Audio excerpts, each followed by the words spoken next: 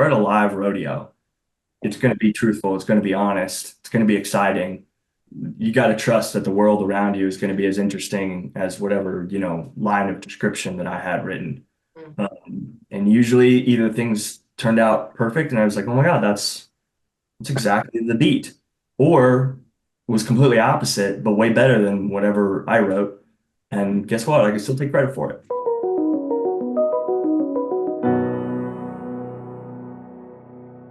Obviously you're taking on some pretty large issues in terms of capitalism and the healthcare system, addiction in rural America.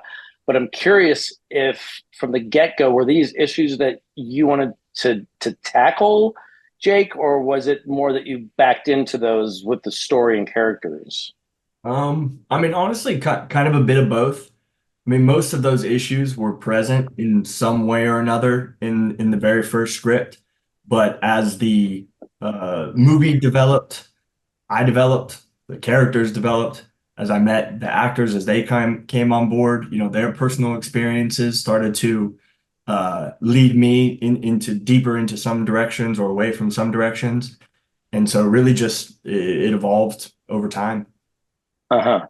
And and were there any specific influences for this film? I mean, a number of films popped into my head, everything from Hell or High Water, Tender Mercies, The Writer, obviously.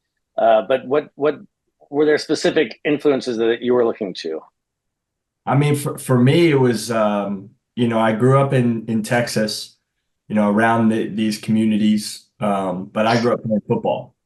And so for me, like my favorite film growing up was Peter Berg's Friday Night Lights. And that was kind of one of the first movies that kind of spoke to me as a, 13-year-old kid saying, oh, that's me up on screen. That's my world. They're giving me a voice. And so that was kind of the first time I saw like, my world converging with movies. And so when I got into screenwriting and started wanting to tell my own stories, and I started to say, what do I have an opinion on? What do I think I can tell a story about? Well, where could I provide a voice to people? And maybe who's lacking? It was kind of where's the Friday Night Lights of rodeo? That's where it started for me. That's great because I actually did write down Friday Night Lights as well as a possible influence. I just didn't say it out loud, but it's funny because that's very much, I went into this like, oh, it's a rodeo film. It's going to be essentially a sports movie, rodeo sports movie, but it's really kind of not, right? It's sort of that's the backdrop, but you made it a family drama, and it's the kind of film that I think it doesn't get made as much these days. So I'm curious, like, was it difficult to get up on its feet as far as financing and setting it up? Yeah, it was difficult. It was easy, right, Jake? Pretty easy. Just shoe in. Yeah, it was a total natural fit. Yeah. I don't know, the way I figure it is like making movies is hard, period. Whether you're telling a story that maybe is on paper more commercial, at the end of the day, especially if you're setting out to make an indie, it's kind of going to be really hard no matter what. So you might as well tell a story that you love. If I had written a movie about, a CIA assassin on his last mission, maybe on paper it's an easier movie to make, but I feel like when I hit barriers on that movie that you're gonna hit no matter what, I might have quit. I might have been like, I might have not had it in me to like keep going. I mean, I remember we were supposed to make this movie in Oklahoma, and I was one day away from making my offer to Annabeth Gish and from driving my car to Oklahoma when I found out the whole movie, the finances totally fallen through. The classic thing you hear about indies. And I remember like making all the phone calls to the HODs that I promised jobs to and laid on my carpet at the end of the day. Just I've never been so exhausted, having to make those kind of phone calls. Uh, and then I remember just lying, taking one. I listened to one of Bone's own songs. I listened to Holy Road and laid on my back in my office, like right in the middle of my office, and just like marinated in the pain, and then got up and continued calling people and, 5 months later was finally on a Zoom with you that we had. And you know, if it wasn't a movie that I really loved and cared about, maybe I don't get back up. Interesting. So Annabeth, were you involved pretty early on then? No, I came in towards the latter stages of I mean, it was probably about a month before they were up and ready to go in Nashville. Yeah. But this She is the doesn't know it, but she was aboard that oh, whole I was in the in my sky. mind. Yeah, yeah, yeah. But this is exactly the kind of film that I was eager to sign up for. Um, I felt it immediately in the script, and let's not forget to mention the fact that Jake is um, the writer director of this and also stars as the lead in the film and produced as well. He wore so many, obviously metaphorical but true hats on the film. And at first, I was a little daunted because I have been working for so long, gratefully. And the enormity of I know what it would take to carry all three of those things, and it's a formidable task. And he, but the material was there on the page. We had our initial Zoom, and I knew I could just see it in a heartbeat that Jake is. I just am so impressed with him and his work. Just impeccable. Like really, really, it's a hard thing to do what he did, and stay committed to the character as well. But he was there for all of those. Just really, really Oh proud of man. him, and proud to be a part of the film. Cool. Gonna make him cry. Great. Oh. We made him cry. No, so the original plan was to shoot in Oklahoma, you were saying, yes? So how did it was it going to be Oklahoma for Texas? And when it ended up in Texas, like what brought the production to Texas? Like what eventually like really clicked in? So we actually shot it in Tennessee is where we ended up shooting it. Oh, you Yeah, did. yeah. Okay, I'm It is sorry. set in Texas though. I mean, I'm glad we fooled you though. That makes Mm-hmm. me feel good. Yeah, we was always going to be the location in the film was always going to be Texas. Stephenville specifically was a place that I'd grown up near to, and I remember the first time driving into Stephenville, the sign, the super proud classic Texas sign said the cowboy capital of Texas, the cowboy capital of the world, but it was bent over, rusted, beat to shit, but like just barely holding on. And it's like you're driving, looking around for the perfect kind of rodeo metaphor town, and the sign is bent over like a bull rider barely hanging. I mean, like what more of a sign do you need that that's your town? But yeah, we were going to shoot in Oklahoma. We were going to set it for Texas, and then it just wasn't meant to be. And I hated hearing that. People kept telling me right after, it wasn't meant to be. It was meant to be in Nashville and all that. And I kind of resisted that saying so hard because it did hurt me so much when the bad news came my way. It really was the best thing ever. I mean, for all I know, maybe Annabeth wouldn't have been available when we made it in Oklahoma. Who's to say? And it just, it's how it was meant to be. Mm-hmm. So how did Ringers Western get involved? Because that seems like it was probably pretty darn important to get an organization like that on board. Yeah, I mean, to your point about how hard it was to get this movie made, financially speaking, we had to get pretty creative of how we raised the money. And one of those ways was going out to different brands and trying to get them on board and kind of, make a little barter. And Ringers, an Australian Western brand of all places, kind of took a shine to the movie, took a shine to our story, felt there was a kinship with us, and we're awesome partners, and and honestly just make the movie better, more real, like there usually is a sponsor for these rodeos, it all just makes it better rather than like some fake, made up clothing brand that, I force on the wardrobe team.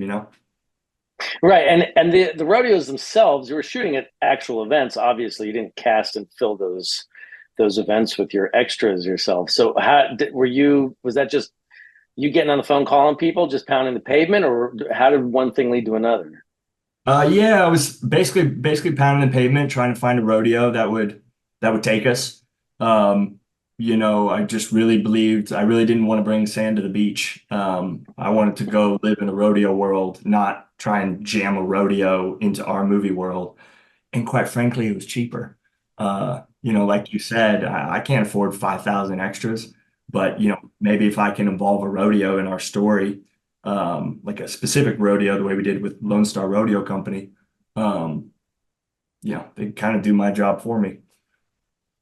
Yeah, that's huge. It's huge on independent films.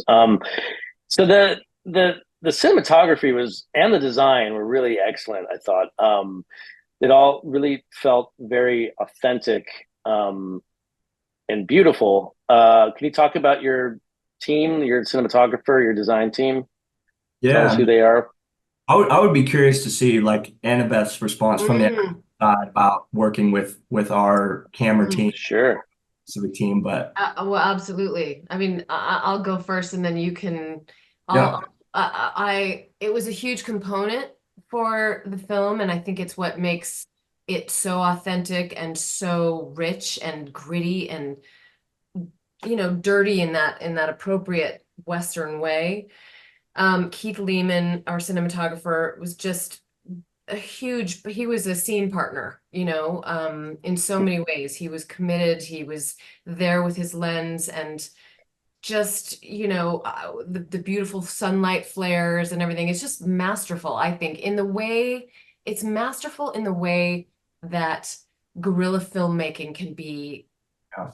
masterful, because it's all heart, it's all passion, it's running and gunning. You got to get the shit done, and you better have people who care and who are invested. Otherwise, it just is, you're going to see that nobody gives a shit. And You can feel it. yeah, you could feel it. And Keith Lehman and everybody from Tackle Box, like, just there was just, and I think it trickles down from the top. When you have a good leader and you have a great script, people come on board, the right people come on board to serve the project. And it's not a glamour film, obviously. I'm a 53-year-old woman, and it's always like, oh shit, okay, this is kind of that like no makeup look, and but you still want to be taken care of, but be as authentic as possible. I feel great about it. I felt, from again, top to bottom. And we walked onto the landscape of Nashville where we shot was the world of this family, and Michael, you mentioned the issues, the housing and health crisis, the addiction. It's none of those are like there to be woke. They're there because it's real Americana. These are real Hmm. problems. So it's not preachy, it's not proselytizing, and I don't know, that just speaks to the point of like production design, the cinematography, the look of the film, everything to me felt real. And even the camera team, you know, was amazingly talented at their craft, but was perfect for this film so far beyond their skills or their knowledge of the lens. You know, there's scenes in a jail cell. Our one scene together, It's ironic, it's yeah. in a jail cell, right after a night of withdrawals. And it's And one of my favorite scenes. Shooting it, yeah. Hmm. yeah, page to print. And Love it. even like, members of the camera team brought their own, intimate knowledge about addiction and withdrawal Mm. specific.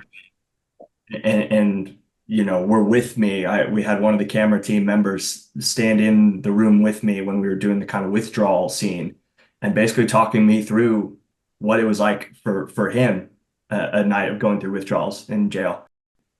That can't be replicated. You know what I mean? That's such an invaluable, uh, I hate to say commodity, but like helpful tool to a movie. Insight, yeah. And that's kind of like the level extra that the whole team, went on. Yeah.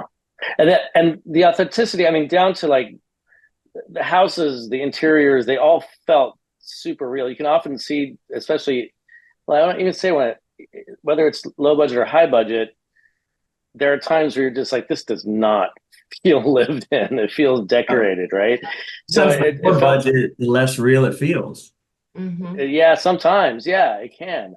And also the other casting was also very felt super authentic. The big roles and the smaller roles, but I'm super curious about how C. Thomas Howell came on board. Man, he was so gruff and like Weathered, wow, Easy to get. weathered. so weathered. Yeah. Like I'm like wow, that means we're all old because he's not the outsider's kid anymore at all. No. But he was great. It was really fantastic. So how did he come on? How did you get him on board this?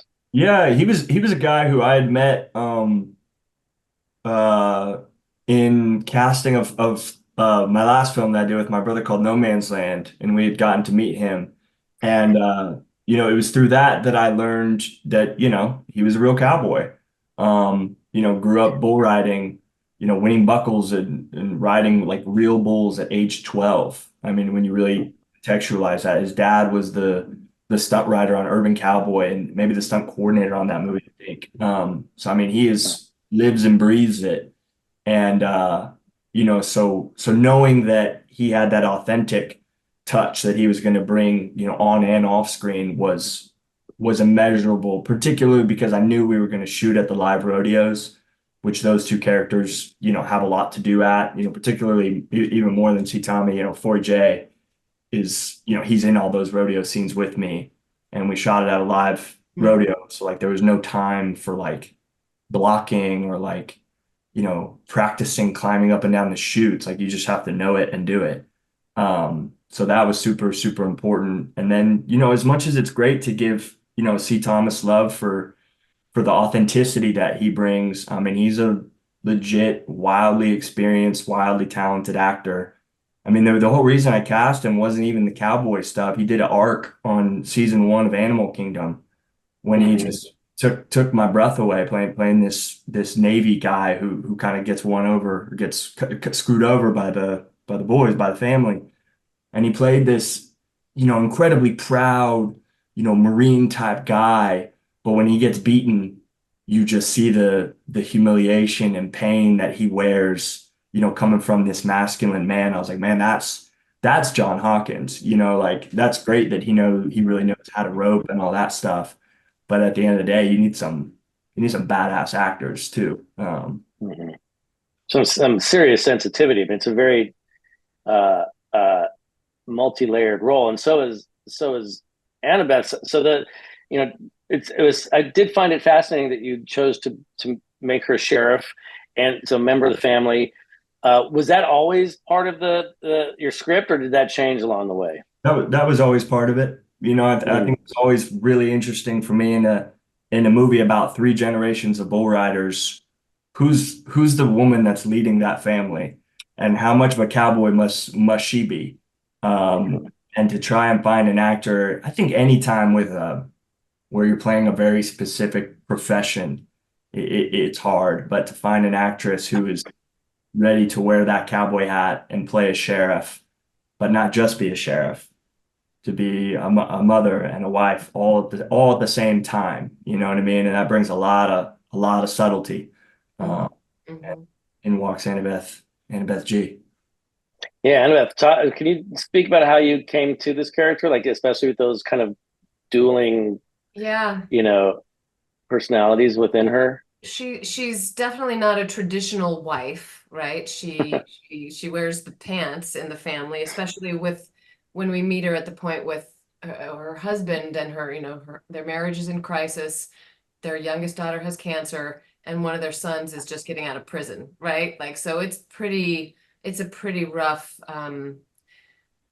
moment when we meet Monica and all of these characters. And I think I liked that so much that she wasn't, that Jake had written a woman who wasn't one note, who also, was willing to be complicit in her husband's crime because she's a mom first and foremost. And I really, really responded to that aspect. I'm a mom of 2 boys, and just something tangible in this role that was fierce and like I'm not gonna give up on my family, even if I So have. are you going to admit to some crimes then that you've I committed with your mean, boys? Is that what you're... is she a dirty cop or not? I don't know. I played one of those on Sons of Anarchy, so maybe that's where Jake got the impetus. Hurt.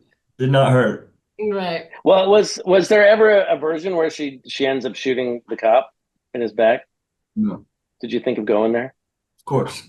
I did, yeah. Many times, many Yeah. times. I remember that was always a really complicated, like when we were filming it, it was always a fine line to walk with that beat Yeah, as an actor and just trying to, because it's a messy moment.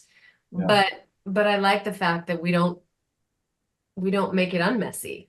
It's just there and it's complicated and conflict is never really resolved except she knows what she has to do. 'Cause- Well, even though we're giving away the movie, but Well, anybody that's listening to this is seeing because it. we're, they've seen it. I'm sure. Why would they? Yeah. What is so is in terms of you bring up the term beat.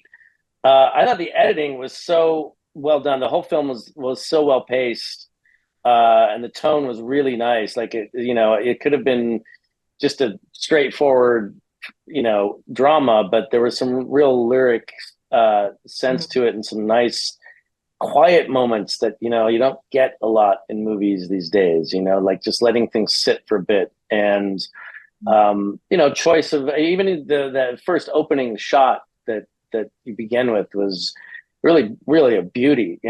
So can you talk about your editor, the editing process, how you found the tone of the film? Yeah, I mean, we had first and foremost, we had a wonderful editor, Owen Jackson, on the movie pretty early on. And we just got mighty close. I was probably in the room with him more than he probably needed me sitting there. But we shared a lot of other films. We shared a lot of conversation about kind of the edit that I had in my head, while also trying to balance like chose you for a reason. You are the editor, not me. I feel like it's a really fine balance. I think probably the same with directing an actor, where you want to give the actor the freedom, and you hire Annabeth for a reason. Let her be Annabeth, let her do her thing. But at the same time, as an actor, you want direction and notes and thoughts and guidance. And I found it to be very similar relationship with the editor. And those slow moments that you're talking about, I think the most important thing for me was kind of like having those moments be earned and never getting too one note with things. Because I think the opposite could be true too in a movie like this, where it just becomes a slow, drama. And it's like I want that moment of silence to be really earned. Like there's that great sequence with Annabeth walk again. I don't want to give too much of the movie away, but I guess if people have seen it, there's the moment, where she's walking through this house, which is a crime scene, and she's putting it together what's happening. And then through putting it together, she's putting it together that, all roads lead straight back to home and her family. And it's very fast and gets ramped up, and there's a lot of cuts, and we're jumping around the rooms as her mind and heart is jumping around. And then we, hard cut to complete silence, a still camera that's not moving at all, with a oneer with, two guys sitting on a truck bed. And I think one helps the other. Mhm. And I think hopefully that moment of stillness with C. Thomas and I on the truck bed is earned, because we've just had this tornado of a moment with Monica's. Mhm. Yeah. Yeah, and how is the actually no, we haven't talked about Forrest Smith. So how did you find him? Another super interesting character actor. I mean, he's a stuntman, right? And what? I just found him at one of the rodeos, and we hadn't cast Grandpa out yet. He's like, "You want to do it, dude?" I'm like, I "Goodness, bet he that's-" doesn't have a fan base. Yeah. Well, I kept pitching this movie as, Yellowstone the indie. So, if it ain't broke, don't fix it. You know what I mean? Right. But yeah, no, I mean, Forey, similar to C. Thomas, rodeo is in his blood. His mom is a barrel racer. He does come from that stunt world. I remember my first conversation with him, we spent like 90% of the time talking about how we were going to physically do the rodeo scenes and like 10% talking about the acting. You know, that's who he is. He's a cowboy. He's thinking about the animals and safety and how we're going to do this and the execution. Because it is easy to write rodeo scenes and the bull jumps around and he gets flung but it's like how are you going to execute that kid, you know? And he's smart enough to know that on Yellowstone they can buy a rodeo and just put a full-on rodeo on, but also control it. And it was kind of the opposite for us. But So I what think was the trick for you guys uh, on a low budget? it was going into their world, not bringing them into ours. The more I let go of the script, Mm. said, okay, I've got a wonderful kind of documentary backed camera team. I've got all my characters and all the dynamics set up well. Now I just need to sit back and trust that we're at a live rodeo. It's going to be truthful. It's going to be honest. It's going to be exciting. You got to trust that the world around you is going to be as interesting as whatever, line of description that I had written. Mm. And usually either things turned out perfect and I was like, oh my God, that's exactly the beat. Or was completely opposite, but way better than whatever I wrote. And guess what? I can still take credit for it, you know? And did you so in the moments that you were shooting in on the ground in the rodeo, you're having actors that have dialogue there. It's not just that you're doing like B-roll or something. You're full Yeah, scenes going on. for So you're sure. essentially stopping the rodeo for a few minutes to do your work. Is that they Yeah, were just cool with you to say, yeah, we're going to stop a few beats here, let these actors over here do their thing? yeah. Pacemakers. It was like very organized chaos. I mean, it was very planned out. I think we went to that rodeo location like 5 times before we even started shooting the movie, which is a good amount for for one specific location scout. Um, and we just were step for step with the rodeo. I mean, again, it really helps when you got Corey J. Smith and C. Thomas Howell who don't Yeah, need makes blocking for sense. a Yeah. rodeo scene, you know? So that was super important. And again, like even yes, it was scripted, all the lines at the rodeo are more or less, scripted lines, but I really, really believe in telling the story, not the words. I mean, we've talked about that before. I hope I wrote some good words for these guys to say, and I'm proud of the script we wrote, but like I'm way more proud of the story that we were telling and Mhm. the moments that these scenes were about, not, saying the specific lines that I wrote. And like, again, if you're doing a scene with literally bulls, it's not gonna, you're gonna have to live in their world, Mhm. change a line of dialogue, and that's okay. Michael, can you see why I wanted to work with Jake? I mean, it just is, there's just an approach to all of this that is confident, but humility is there as well, and just a really big respect for the whole process. So, I mean, I'm just it's pretty damn cool, Jake Allyn. Thank you. Very good. Yeah, very good. So what's going on with the film now? What do we need to let people know in terms of where they can find it, where they should tell their friends to find it, etc. The movie releases June 14th, Friday, June 14th, in select theaters and on digital. So if you can go see it on a big screen, great. And if you want to watch it with your shoes off, that's cool too. Um, yeah. It's an interesting way to put it. I mean, I guess you could do that in the theater too. Yeah. Yeah, true. This might get a few eyeballs. Yeah, yeah. Well, very good. And did you guys do festivals with it or no? Yeah, we actually I'm very proud that we won the audience award for best feature film at the Dallas Film Festival, which is Oh, my hometown. So that was super exciting. And honestly, the one that really took my breath away was we won best movie at this year's Western Heritage Awards. And I was lucky enough to go to the National Cowboy Museum in Oklahoma City and to walk through a museum dedicated to the Western way of life and to see, literally centuries of history and legacy, and then go into an award ceremony and win an award and, join that group in some small capacity was incredibly humbling. And in particular, have you ever met Keith Carradine? Not in person, no, but he's tall, right? Yeah, very tall. I thought maybe Annabeth might have crossed No, paths I with him. haven't. He's a But legend. yeah, this legendary cowboy actor, and he was winning the Lifetime Achievement Award. And as many cowboys do, they beeline straight to somebody when they want to talk to somebody. There's not a lot of, they don't zig and zag, they go straight. And he came up to me afterward, and I thought he was gonna like, I don't know. He came up, I thought he was mad. And he came up and he just said, "Thank you so much, not only for telling a story that honors the Western way of life, but that carries it forward and reminds people that it is alive today." And it was something that I don't know about you, but I wasn't necessarily setting out to tell a story that was so modern. You know what I mean? I just was telling the best story that I could.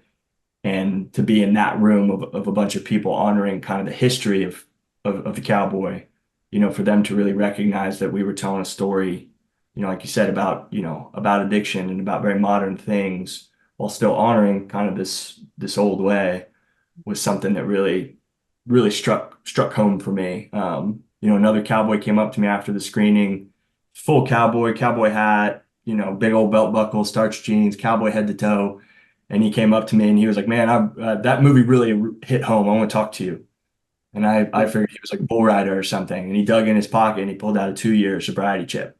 Mm. Talked for 30 minutes about addiction, his road to recovery, and particularly as a man dealing with that. And we didn't talk about bulls, we didn't talk about cowboying, none of that. All we talked about was his journey, which I thought was like, man, that made me like really proud.